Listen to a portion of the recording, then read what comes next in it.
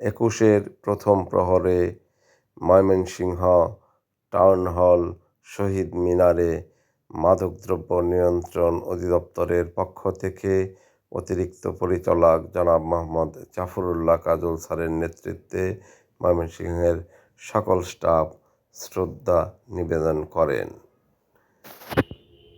একুশের প্রথম প্রহরে প্রথম শ্রদ্ধা নিবেদন করেন ময়মনসিংহ বিভাগের মাননীয় বিভাগীয় কমিশনার মহোদয়।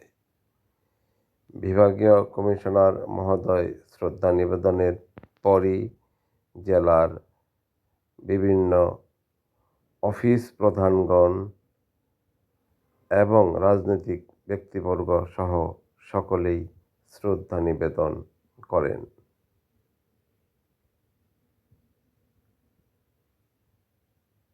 সকলকে অনেক ধন্যবাদ।